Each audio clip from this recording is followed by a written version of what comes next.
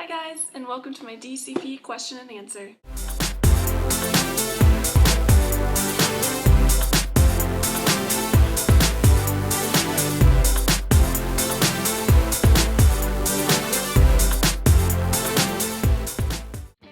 I asked a couple of the Facebook pages if you guys had any questions, and I received a few, so I'll answer a couple of them right now. What do you do about taking a few days off? If you have family that comes to see you, how do you get the days off? Or if you want to go home for a weekend, how do you request it? You guys will be able to request time off once you have started your on-the-job training. That can be a week into your program, it can be 2 weeks into your program. This doesn't count when you start traditions or have your park training. It's when you start your on-the-job training, so at your actual work location. So if you're working at Cosmic Rays in food and beverage, it's not when you have your orientation for Magic Kingdom. It'll be when you start for your actual location. As for when your family comes from out of town, whenever I had my family visit, I tried to get my time off. You can always request to get them off, and if you can't, you can ask someone to trade with you, or you can give away a shift. Your location will decide on how easy it is to get this time off. If you're working at an attraction, from experience, my first home attraction was Dinosaur and Animal Kingdom, and we have a small staff. So the cast members that work there are the ones that are always there. You can't work there unless you're trained there. So in that particular place, it's kind of hard to get your time off, because if someone else already has time off during that period, you're not likely to get it. Sometimes people on their days off will pick up your shift if you take another day of theirs, or if they could be approved for overtime. That all depends on your management. If you're working something like food and beverage, which I had worked for a little bit in Animal Kingdom, I worked in Africa. In quick service, it's a lot easier to give away a shift because anyone that's trained in quick service can usually pick up a shift in quick service. Another question was, where should I stay when I arrive in Florida the night before check-in?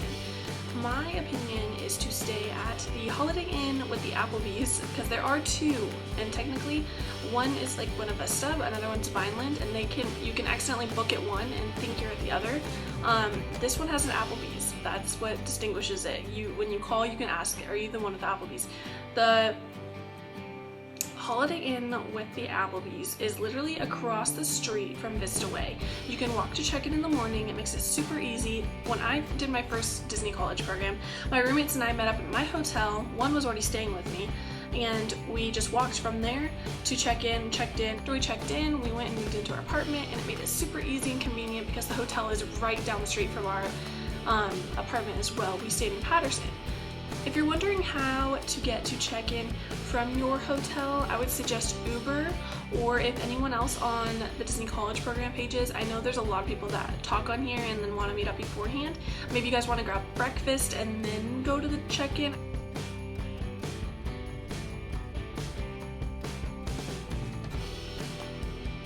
I kind of wanted to just address submission. I didn't get any questions about this, but for those of you that are in submission, to be quite honest, I would tell you that it is not likely you will get it. In the past years, when you're in submission, you usually go until the last day and you get your NLIC, which is no longer in consideration. As for now, submission has changed. Last year was the first year that submissioners came out of submission, and that happened after, I would say, the first 2 or 3 weeks of phone interviews. People started to come out of submission and they would start getting their phone interviews and web-based interviews. If you're stuck in submission, I wouldn't lose hope, because there is a chance that you will come out of it. I would say as long as you stick it out and don't get negative and stay positive, I think you'll be okay. And if it doesn't happen this time, don't give up. I have a friend, one of my good friends I grew up with. She had applied 4 times before she ended up getting in, and she waited till the last day of every season and would get NLIC. She would apply at the beginning and she would get submissioned, or she would be pending all the way up until the last day and get her NLIC.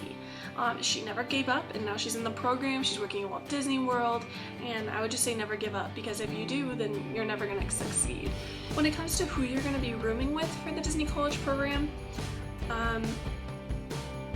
you really need to consider, is this person like you? Do you do the same things? Do you have the same interests? Are you both messy and clean? Don't lie on your surveys, because from experience, I would just say that I had 6 roommates. My first program, there were 6 of us total, and we all got along great the first month, and we had been talking for maybe 3 months prior to getting there, and we found each other on the college program pages, and then everything kind of went downhill, and the house got split, and it was very cliquey, and I love these girls.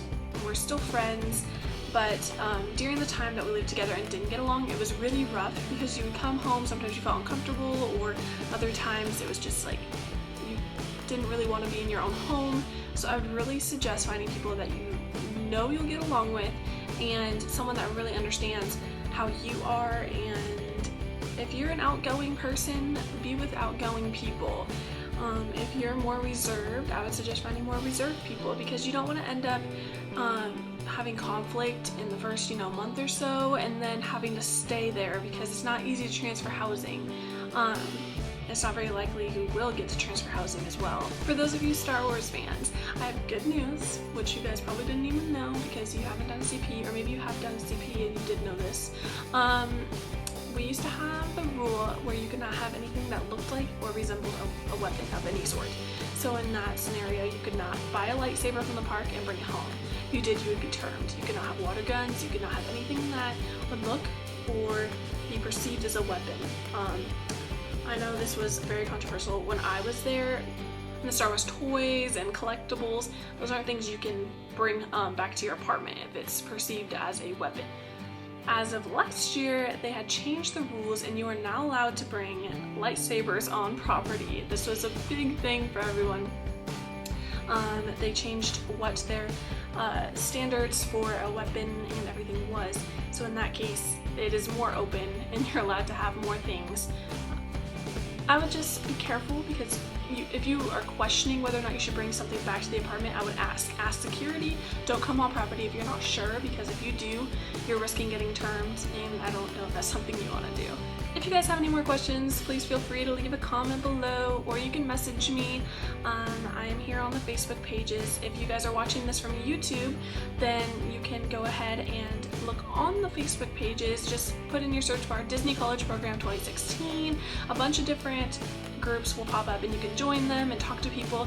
I know a lot of people don't know that these pages exist, so here's a heads up, they do, and you can meet a lot of people beforehand. So I hope you guys enjoyed and this helped you out, and have a great day.